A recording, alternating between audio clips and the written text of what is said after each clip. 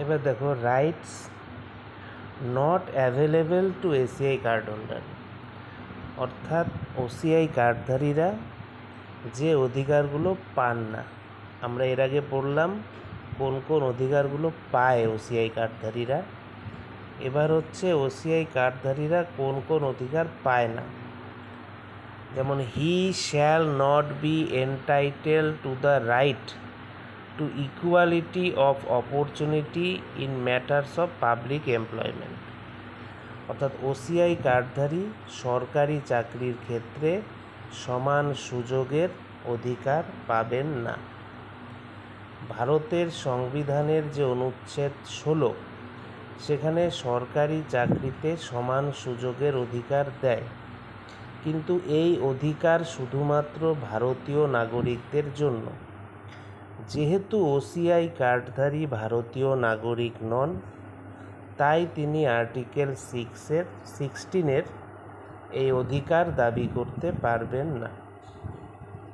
তাহলে আর্টিকেল 16 শুধুমাত্র ইন্ডিয়ান সিটিজেন্সদের জন্য, ওসিআই কার্ড হোল্ডারদের জন্য এই অধিকার নেই।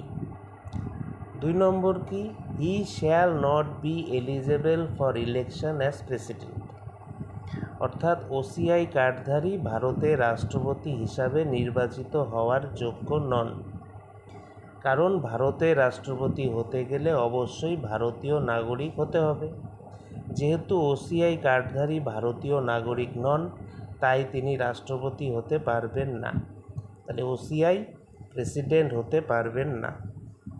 হি shall not be eligible for election as vice president, OCI কার্ডধারী ভারতের উপরাষ্ট্রপতি হিসাবে নির্বাচিত হওয়ার যোগ্য নন।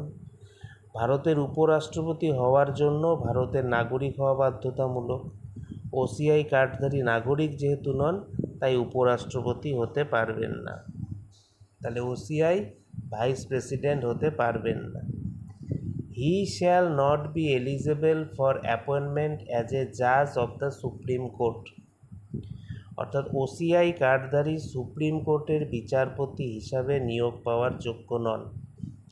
ভারতের সুপ্রিম কোর্টের বিচারপতি হতে গেলেও ভারতীয় নাগরিক হওয়া বাধ্যতামূলক। ওসিআই কার্ডধারী ভারতীয় নাগরিক নন, তাই তিনি সুপ্রিম কোর্টের বিচারপতি হতে পারবেন না। তাহলে ঠিকই বললাম, সরকারি চাকরিতে সমান সুযোগের অধিকার নেই, যেটা আর্টিকেল 16 বলা আছে। রাষ্ট্রপতি হতে পারবেন না, উপরাষ্ট্রপতি হতে পারবেন না, সুপ্রিম কোর্টের বিচারপতি হতে পারবেন না। He shall not be eligible for appointment as a জাজ অফ দ্য হাইকোর্ট, অর্থাৎ ওসিআই কার্ডধারী হাইকোর্টের বিচারপতি হিসাবেও নিয়োগ পাওয়ার যোগ্য নন। তাহলে ওসিআই কার্ডধারীরা হাইকোর্টের জাজও হতে পারবে না। একই সিস্টেম, ভারতীয় নাগরিক হতে হবে, ভারতীয় নাগরিক না পারবে না। He shall not be entitle for registration as a voter, অর্থাৎ ওসিআই কার্ডধারী ভোটার হিসাবেও নিবন্ধিত হওয়ার অধিকারী নন। তাহলে ভোটার তালিকায় বা ইলেকটোরাল রোলেও ওসিআই কার্ডধারী তার নাম তুলতে পারবে না। He shall not be eligible for being a member of the house of the people or of the council of states, অর্থাৎ ওসিআই কার্ডধারী লোকসভা বা রাজ্যসভার সদস্য হওয়ার যোগ্য নন। এ দুক্ষেত্রে ভারতীয় লাগে, তো লোকসভাতেও হতে পারবে না, রাজ্যসভাতেও হতে পারবে না।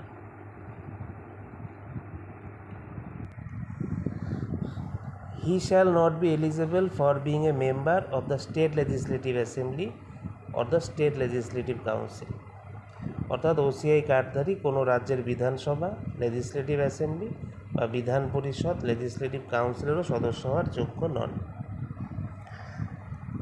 তারপরে এটা বলে এমএলসি বলে, মেম্বার অফ লেজিসলেটিভ কাউন্সিল, সেটা হতে পারবে না, এমএলও হতে পারবে না।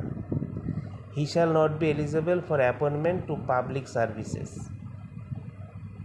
and posts in connection with affairs of the union or of any state except for appointment in such services and posts as the central government may specify।